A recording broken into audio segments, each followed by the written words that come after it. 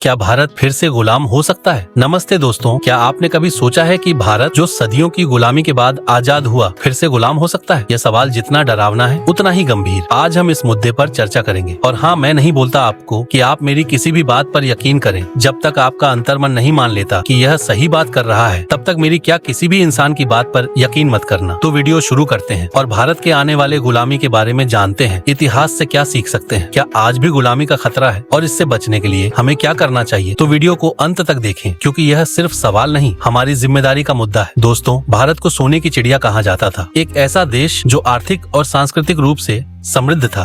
लेकिन फिर क्या हुआ? 1600 के दशक में ईस्ट इंडिया कंपनी आई, हमारे आपसी झगड़ों का फायदा उठाया, धीरे धीरे पूरी सत्ता पर कब्जा कर लिया। क्यों हुआ ऐसा? आपसी फूट, छोटे छोटे राज्यों के राजा एकजुट नहीं थे, धोखा और लालच, विदेशी ताकतों ने हमें अंदर से कमजोर किया। सत्ता की भूख, हमारी ही कमजोरियों का फायदा उठाकर उन्होंने हमें गुलाम बना लिया। इतिहास हमें सिखाता है कि एकता और आत्मनिर्भरता के बिना गुलामी का खतरा हमेशा बना रहता है। डिजिटल युग, विदेशी कंपनियों का प्रभाव और सांस्कृतिक क्षय के विजुअल्स। अब बात करते हैं आज के दौर की। आज गुलामी की परिभाषा बदल चुकी है। ये वैसी नहीं दिखती जैसी अंग्रेजों के दौर में थी। तो आज गुलामी कैसी है? आर्थिक गुलामी। आज कई देश विदेशी कर्ज के जाल में फंसे हैं। भारत भी अंतरराष्ट्रीय कर्ज पर निर्भर है। विदेशी कंपनियां हमारे बाजारों पर कब्जा कर रही हैं। अगर यह जारी रहा तो क्या हम अपनी अर्थव्यवस्था पर पूरा नियंत्रण रख पाएंगे? डिजिटल गुलामी। आज के समय में डेटा नई ताकत है।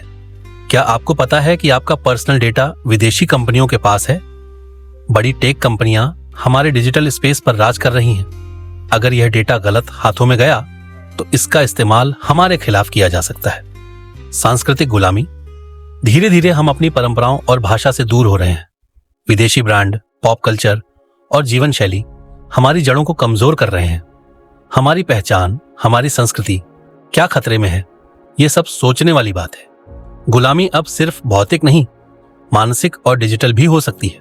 विकास, आत्मनिर्भर भारत अभियान और चुनौतियों के विजुअल्स। अब सवाल उठता है कि भारत आज किस स्थिति में है? हमने बहुत तरक्की की है। भारत एक उभरती हुई अर्थव्यवस्था है। हमारे पास युवा शक्ति है। टेक्नोलॉजी, स्पेस साइंस और रक्षा में हम दुनिया में अग्रणी हो रहे हैं। लेकिन हमें सावधान रहना होगा। खतरे, बाहरी देशों की नीतियां जो हमें कमजोर करना चाहती हैं, आंतरिक राजनीति और भ्रष्टाचार, बढ़ती विदेशी निर्भरता।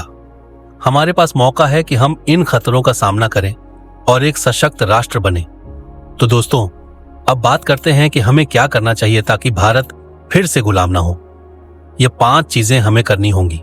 शिक्षा और जागरूकता। युवाओं को इतिहास और वर्तमान की सही जानकारी दी जाए। डिजिटल खतरों और आर्थिक नीतियों के बारे में जागरूकता फैलाएं। आत्मनिर्भरता। मेड इन इंडिया को बढ़ावा दें। विदेशी कंपनियों पर निर्भरता कम करें। संस्कृति का संरक्षण।